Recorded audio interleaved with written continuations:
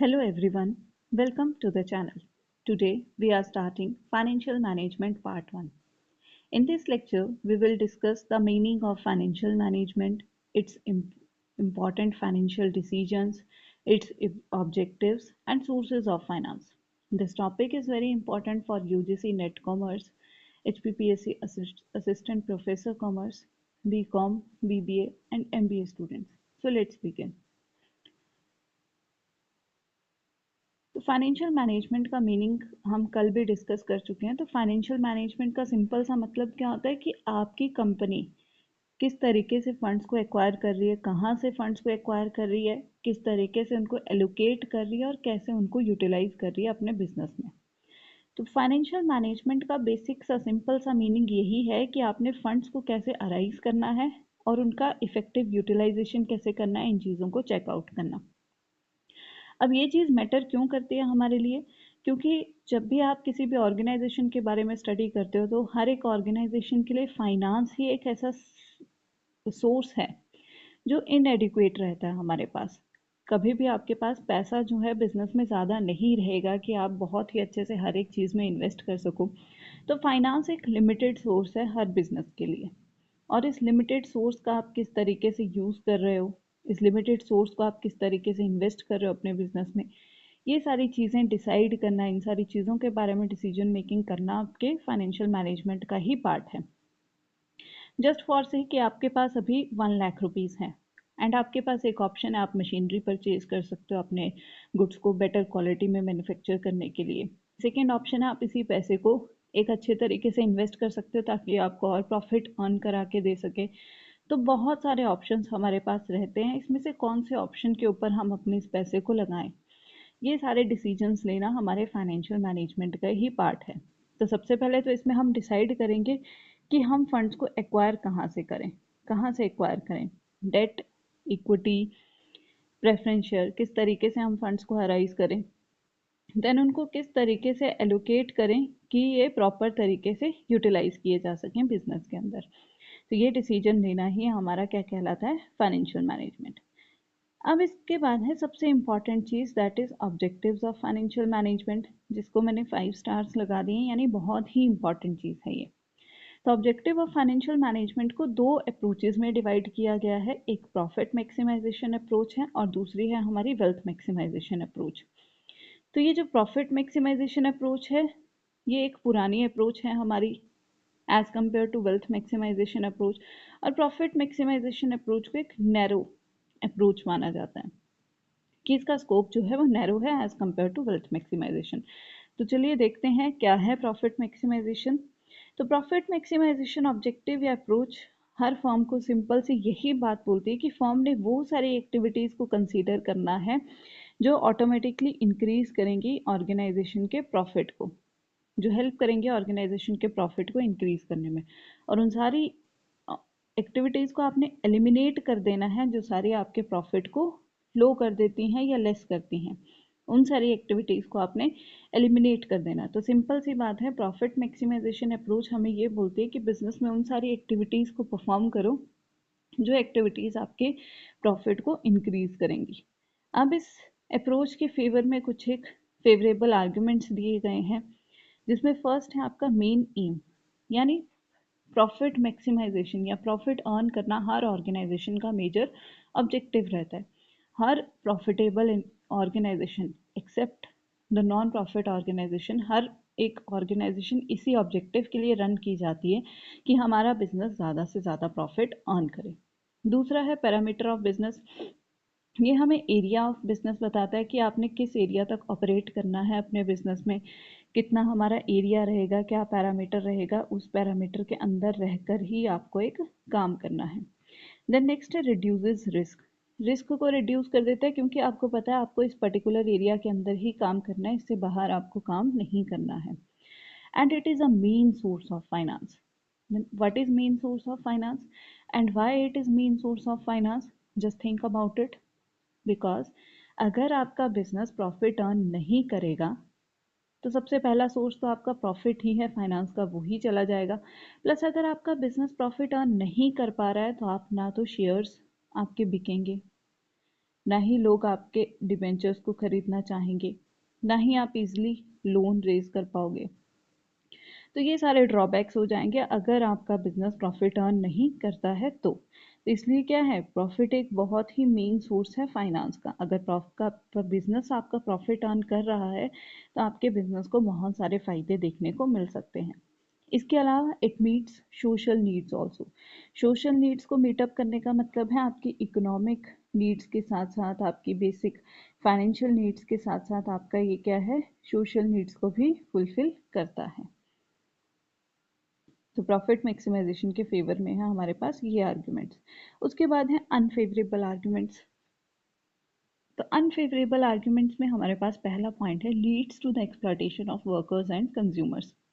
अब इसका मतलब क्या है कि जब आप बात करते हो कि आपके ऑर्गेनाइजेशन ज़्यादा से ज़्यादा प्रॉफिट कमाए, ज़्यादा से ज़्यादा प्रॉफिट कमाए, तो उस केस में कहीं ना कहीं हम क्वालिटी एंड क्वांटिटी से कॉम्प्रोमाइज़ कर जाते हैं। और क्योंकि आपने क्वांटिटी से भी कॉम्प्रोमाइज़ किया तो आपके वर्कर से ज़्यादा काम कराओगे, क्वालिटी से कॉम्प्रोमाइज़ किया तो आपके कस्टमर को नेगेटिव चीज़ें फेस करने पड़ेंगी। तो इसकी वजह से क्या है, समटाइम्स क्या है, कुछ एक केसेस में हमें एक्सप्लॉयटेशन देखने को मिल जाता है हमारे वर्कर्स का और हमारे कंज्यूमर्स का। देन सेकेंड है क्रिएट्स इमोरल प्रैक्टिसेस, यानी अनएथिकल चीज़ें आप करना शुरू कर सकते हो अपने बिजनेस में। ज़्यादा से ज़्यादा आप जहाँ पर भी जिस भी ऑर्गेनाइजेशन का सिर्फ एकमात्र ऑब्जेक्टिव यही रहेगा कि हमें सिर्फ अपने प्रॉफिट को ही हाई करना है, बाकी चीज़ें अगर उनके लिए मैटर नहीं करती हैं तो वहाँ पर इमोरल प्रैक्टिसेस का, अनएथिकल का, इलीगल एक्टिविटीज़ का होना क्या है, नॉर्मल सी बात हो जाएगी। देन नेक्स्ट है leads to inequalities among share holders. अब ये क्या है, इनइक्वालिटीज क्रिएट कर सकता है आपके शेयर होल्डर्स के बीच में। अब सबसे इम्पॉर्टेंट चीज़ है इसमें प्रॉफिट मैक्सिमाइजेशन में अप्रोच में क्रिटिसिज्म या drawbacks of profit maximisation approach. क्यों हम इसे बुरा बोल रहे हैं, क्यों हम इसे सही नहीं मानते हैं, क्यों इसके जगह पर हम दूसरे अप्रोच को ज़्यादा बेटर बोल रहे हैं। तो इसके तीन ही मेन कारण हैं, जिसमें पहला है इट इज़ वेग या एम्बिग्यूटी जिसको हम बोलते हैं। अब वेग या एम्बिग्विटी का मतलब क्या है, सिंपल सा। तो देखिए, वेग या एम्बिग्विटी का मतलब है ये जो प्रॉफिट टर्म है, ये टर्म ही अपने आप में क्लियर नहीं है। प्रॉफिट से आप किस प्रॉफिट को अर्न करने की बात कर रहे हो, नेट प्रॉफिट को या ग्रॉस प्रॉफिट को, प्रॉफिट बिफोर टैक्स को या प्रॉफिट आफ्टर टैक्स को। हम अगर प्रॉफिट को इंक्रीज करने की बात करें तो कौन से प्रॉफिट को। तो बिजनेस में आज दिन तक कोई भी इसकी प्रॉपर डेफिनेशन नहीं दे पाया है दैट व्हाट इज प्रॉफिट। हमारे पास ग्रॉस प्रॉफिट होता है, नेट प्रॉफिट होता है, प्रॉफिट बिफोर टैक्स है, प्रॉफिट आफ्टर टैक्स है, रेवेन्यू को हम कम समटाइम्स प्रॉफिट कंसीडर करते हैं। तो अगर आप प्रॉफिट बढ़ाने की बात करें तो आप कौन से प्रॉफिट को बढ़ाने की बात करें, ये चीज़ हमें क्लियर नहीं है, इसलिए इस टर्म को क्या बोल दिया जाता है, वेग। ये टर्म अपने आप में क्लियर नहीं है कि हम किस चीज़ की बात कर रहे हैं। तो ये इसका सबसे बड़ा ड्रॉबैक है। दूसरा, it ignores time value of money. अब टाइम वैल्यू ऑफ मनी क्या बोलता है कि आज जो आपके पास पैसा है वो ज़्यादा वैल्यूएबल है एज़ कम्पेयर टू वही पैसा आपके पास 5 साल बाद आएगा। तो प्रॉफिट मैक्सिमाइजेशन अप्रोच इस चीज़ को क्या करती है, इग्नोर करती है। आप पूरा साल काम करोगे, पूरे साल के बाद आपने कितना प्रॉफिट अर्न किया, हम उस चीज़ को चेक करते हैं। तो ये टाइम वैल्यू ऑफ मनी को इग्नोर करती है। और लास्ट है इसमें इट इग्नोर्स रिस्क। ये रिस्क को भी इग्नोर करती है, रिस्क फैक्टर को ये अप्रोच जो है आपकी वो कंसीडर नहीं करती है। तो ये तीन इसके सबसे बड़े ड्रॉबैक्स हैं जो जो पॉइंट्स इसको क्रिटिसाइज करने के लिए यूज़ किए जाते हैं और जो इसको दूसरी अप्रोच से लोअर स्कोप का बना देती हैं। तो देन अब हमारे पास आती है वेल्थ मैक्सिमाइजेशन अप्रोच, कि अगर हमारी प्रॉफिट मैक्सिमाइजेशन अप्रोच सही नहीं है, उसका हमने इतनी क्रिटिसिज्म किया, तो वेल्थ मैक्सिमाइजेशन अप्रोच उससे ज़्यादा बेटर कैसे हो सकती है। तो वेल्थ मैक्सिमाइजेशन अप्रोच क्या बोलती है कि फर्म वो सारे डिसीजंस लेगी जिससे अपने फर्म जो है अपनी नेट प्रेजेंट वैल्यू को इंक्रीज कर सके। नेट प्रेजेंट वैल्यू को इंक्रीज करने का सिंपल सा मतलब है शेयर होल्डर की वर्थ को इंक्रीज करना, worth of the share holder, share holders की मार्केट वैल्यू जो है शेयर्स में वो इंक्रीज करना। तो वो आपके वेल्थ मैक्सिमाइजेशन अप्रोच का मेन कहना है। ये एक लॉन्ग टर्म ऑब्जेक्टिव है, प्रॉफिट मैक्सिमाइजेशन ऑब्जेक्टिव से आप इसको कंपेयर करो तो ये उसके कंपैरिजन में लॉन्ग टर्म ऑब्जेक्टिव है, मॉडर्न है और वाइडर कॉन्सेप्ट है। प्लस इसको हम और क्या बोलते हैं, it is also known as value maximisation and net present worth method. इसको हम वैल्यू मैक्सिमाइजेशन भी बोलते हैं और नेट प्रेजेंट वर्थ मेथड भी बोलते हैं। और इसको हम बेटर बोल देते हैं क्योंकि जितने भी 3 क्रिटिसिज्म हमने यहाँ पर पढ़े हैं नेट प्रॉफिट मैक्सिमाइजेशन अप्रोच में, उनको ये रिमूव कर देती है। तो इसके फेवर में क्या क्या आर्ग्यूमेंट्स हमें देखने को मिलते हैं, that it is superior than profit maximisation. क्यों? क्योंकि ये 3 जो क्रिटिसिज्म हमने ऊपर पढ़े, इनको ये क्या कर देता है, रिमूव कर देता है। It compare value of cost with business. आपने 10 लाख रुपए लगाए तो उन 10 लाख रुपए का बिजनेस ने इन रिटर्न आपको क्या दिया, यहाँ पर हम कंसीडर रखते हैं रिटर्न के साथ। प्रॉफिट मैक्सिमाइजेशन में हम रिटर्न की बात नहीं करते हैं कि कितना रिटर्न मिलेगा, बट वेल्थ मैक्सिमाइजेशन में हमारे लिए रिटर्न क्या है, बहुत ज़्यादा मैटर करती है कि रिस्क और रिटर्न का रिलेशन कैसा है। अगर आपने 20% रिस्क लिया है तो क्या आपको 20% रिटर्न भी मिल रहा है या नहीं। तो इसलिए ये क्या करता है, कंपेयर करता है कॉस्ट को बिजनेस के साथ। टाइम और रिस्क दोनों चीज़ों को कंसीडर करता है। इसमें टाइम वैल्यू ऑफ मनी भी मैटर करती है और रिस्क भी मैटर करता है। And provide efficient allocation of funds.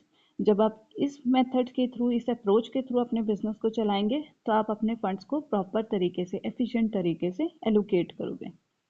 But अब इसके फेवर में आर्ग्यूमेंट्स हैं, तो ऑब्वियस सी बात है इसके अनफेवर में भी कुछ आर्ग्यूमेंट्स हमें देखने को मिलेंगे। तो इसके अनफेवर में जो आर्ग्यूमेंट्स हैं, उसमें पहला आर्ग्यूमेंट है it is suitable theoretically. Why this is सो?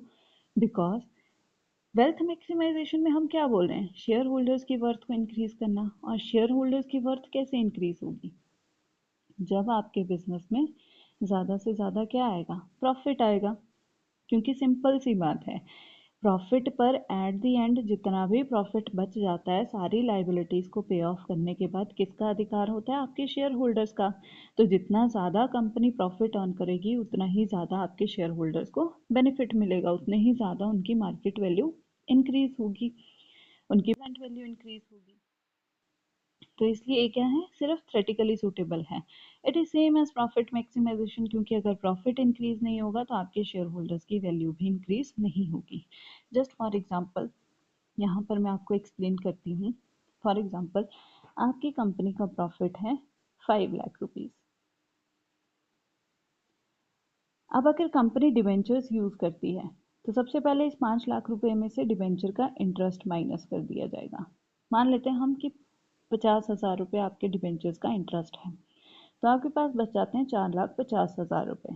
उसके बाद हम क्या दे देंगे, टैक्स पे कर देंगे, क्योंकि इंटरेस्ट देने के बाद ही हमें टैक्स पे करना पड़ता है। तो मान लीजिए 50,000 ही आपकी टैक्स लाइबिलिटी है, तो आपका प्रॉफिट कितना बचता है, 4 लाख रुपए। 4 लाख रुपए हमारे पास प्रॉफिट बच गया। ये प्रॉफिट अब किसके लिए बचा है, आपके शेयर होल्डर्स के लिए। वहीं अगर आप डिबेंचर्स नहीं इशू किए होते, अब आपने, है ना, अगर आपने डिबेंचर्स नहीं इशू किए होते तो ये इंटरेस्ट आपको नहीं पे करना पड़ता। तो आपके 50,000 में से सिर्फ 5 लाख में से सिर्फ 50,000 माइनस होते तो प्रॉफिट कितना होता है, 4,50,000 रुपये। तो ये क्या है, इसीलिए बोल रहे हैं कि शेयर होल्डर्स की वेल्थ को इंक्रीज करने का सिंपल सा मतलब है अपने प्रॉफिट को इंक्रीज करना, क्योंकि जितना ज़्यादा प्रॉफिट होगा आपके शेयर होल्डर्स को उतना ही ज़्यादा बेनिफिट होगा। तो ये इसके अनफेवर में कुछ आर्ग्यूमेंट्स हैं। बट जब अगर आपसे एमसीक्यूज बेसिस में पूछा जाए कि कौन सा ज़्यादा बड़ा ऑब्जेक्टिव है, ज़्यादा बेटर ऑब्जेक्टिव है, तो कौन सा है हमारा, wealth maximisation as per the point of view of examination. उसके बाद है हमारे long term finance decisions. Basically finance decision दो तरीके के होते हैं, short term and long term. Short term तो शॉर्ट टर्म ऑब्लिगेशंस के लिए, तो लॉन्ग टर्म फाइनेंस डिसीजन हमारे 3 मेन पार्ट्स में डिवाइड किए जाते हैं, जिसमें फर्स्ट है आपका इन्वेस्टमेंट डिसीजन। इन्वेस्टमेंट डिसीजन को हम कैपिटल बजटिंग डिसीजन भी बोलते हैं। यहाँ पर हम बात करते हैं कि अपने फंड्स को लॉन्ग टर्म एसेट्स में किस तरीके से एलोकेट करें। यहाँ पर हम सिंपल से सिंपल बात अपने फिक्स्ड एसेट्स की करेंगे कि फिक्स्ड एसेट्स में हम अपने पैसे को कैसे इन्वेस्ट करें। अब यहाँ पर इसका बेनिफिट देखा जाता है फ्यूचर में, कि आज अगर हम किसी फिक्स्ड एसेट में पैसा लगा रहे हैं तो फ्यूचर में हमें उसका कितना बेनिफिट मिलेगा। फॉर एग्जांपल, आपने कोई मशीनरी में इन्वेस्ट कर दिया, तो वो मशीन कब तक अच्छे गुड्स को प्रोड्यूस करेगी, कब तक अच्छे गुड्स को प्रोड्यूस करेगी, कितना रिटर्न आपको देगी, फ्यूचर में कितना बेनिफिट मिलेगा, वो चीज़ हम यहाँ पर देखते हैं।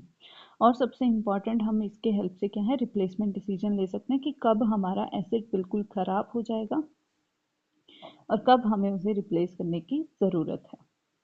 उसके बाद सेकंड है हमारा फाइनेंसिंग डिसीजन, जिसमें हम बात करते हैं कि फंड्स कहाँ से एक्वायर करें, वहीं आपके फाइनेंशियल मैनेजमेंट की बात, कहाँ से एक्वायर करें और कैसे एक्वायर करें। इसमें हम प्रोपोर्शन डिसाइड करते हैं डेट और इक्विटी का, 1:1 रखें, 2:1 रखें, 75%, 25%, कितना पोर्शन रहेगा डेट एंड इक्विटी का, जिसको सिंपल सा हम बोलते हैं कैपिटल स्ट्रक्चर डिसाइड करना, बिजनेस का कैपिटल स्ट्रक्चर डिसाइड करना कि कितना डेट यूज़ किया जाए और कितना इक्विटी यूज़ किया जाए।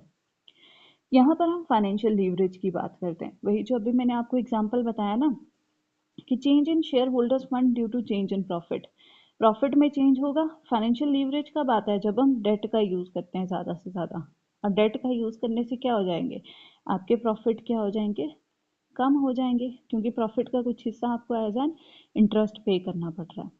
तो यही कि आपके प्रॉफिट में कितना चेंज आ रहा है और प्रॉफिट में चेंज आने की वजह से आपके शेयर होल्डर्स की वेल्थ में कितना चेंज आ रहा है, वो चीज़ हम फाइनेंसिंग डिसीजन में देखते हैं। देन है हमारा डिविडेंड डिसीजन। इसमें डिसाइड किया जाता है कि या तो फंड्स को रिटेन करके रखा जाए या फंड्स को डिस्ट्रीब्यूट कर दिया जाए एज अ डिविडेंड। सबसे important decision making, dividend decision, कि आपने जो 5 लाख रुपए कमाए उसमें से टैक्स और डिबेंचर्स का इंटरेस्ट देने के बाद आपके पास बच गए 4 लाख रुपए। इन 4 लाख रुपए को एज अ डिविडेंड पे कर दिया जाए या रिटेन करके रखा जाए, या अगर आप दोनों करना चाहते हो, रिटेन भी करना चाहते हो, डिविडेंड भी देना चाहते हो, तो क्या रेशो रहेगा, 50-50, 75-25, किस रेशो में आप इनको डिवाइड करना चाहते हो, तो उसको बोल दिया जाता है dividend pay out ratio and retention ratio, कि कितना डिविडेंड देना चाहते हो और कितना रिटेन करके रखना चाहते हो। और एक और डिसीजन यहाँ लिया जाता है कि अगर आप एज अ डिविडेंड इसको डिस्ट्रीब्यूट करना चाहते हो तो डिविडेंड को कैश में दोगे या बोनस शेयर में, क्योंकि हमने बहुत बार पढ़ा है ये चीज़ कि कंपनीज के पास जब प्रॉफिट अच्छा खासा हो जाता है ना, तो कंपनीज डिविडेंड को कैश में देने के बजाय क्या कर देते हैं, अपने शेयर होल्डर्स को बोनस शेयर इशू कर देते हैं। तो यहाँ पर भी यही डिसीजन लिया जाएगा कि अगर आप डिविडेंड डिस्ट्रीब्यूट करना चाहते हो तो कैश में करोगे या बोनस शेयर में, और कितना प्रोपोर्शन उसका डिस्ट्रीब्यूट करना है आपने, ये सबसे बड़ा डिसीजन है आपके बिजनेस का। देन लास्ट में आते हैं हमारे पास सोर्सेज ऑफ फाइनेंस। तो दो तरीके के सोर्सेज हैं, long term and short term sources. तो लॉन्ग टर्म सोर्सेज में है हमारे पास equity shares, preference shares, debentures, long term loans and fix deposit, जो हमारे कैपिटल स्ट्रक्चर का पार्ट बनेंगे। और शॉर्ट टर्म सोर्सेज में हमारे पास आ जाता है bank credit, customer advances, trade credit, public deposit, money market instruments और फैक्टरिंग, यानी जो शॉर्ट टर्म के लिए विद इन 1 ईयर जिनका पीरियड रहेगा। यहाँ पर हमारे लिए लॉन्ग टर्म सोर्सेज जो है वो बहुत मैटर करते हैं, जो हमारे कैपिटल स्ट्रक्चर का पार्ट बनेंगे, जिनको हम कैपिटल स्ट्रक्चर में पढ़ेंगे। आई होप आपको ये सारी चीज़ें क्लियर हो गई हो। तो एक बार हम देख लेते हैं हमने क्या क्या पढ़ा आज। हमने आज की वीडियो में स्टडी किया है meaning of financial management, objectives of financial management. Then हमने पढ़े हैं लॉन्ग टर्म फाइनेंसिंग डिसीजंस, जो कि बहुत ही इंपॉर्टेंट है आपके एग्जामिनेशन पॉइंट ऑफ व्यू से। और लास्ट में हमने पढ़े हैं सोर्सेज ऑफ फाइनेंस। तो आई होप आपको ये लेक्चर आज का पसंद आया होगा। अगर आपको ये लेक्चर अच्छा लगा है तो इस वीडियो को लाइक करें, शेयर करें अपने सभी फ्रेंड्स के साथ, और सब्सक्राइब करें मेरे चैनल को और ज़्यादा कॉमर्स के लेक्चर्स के लिए। Thank you for watching. अगले लेक्चर में हम लीवरेज के बारे में स्टडी करेंगे, जो कि एक बहुत ही इंपॉर्टेंट पार्ट है हमारे फाइनेंशियल मैनेजमेंट का। और अगर आपको कोई भी डाउट है, कोई क्वेरी है, या किसी टॉपिक के बारे में आप पढ़ना चाहते हैं, तो प्लीज़ कमेंट सेक्शन में उसको मेंशन करें।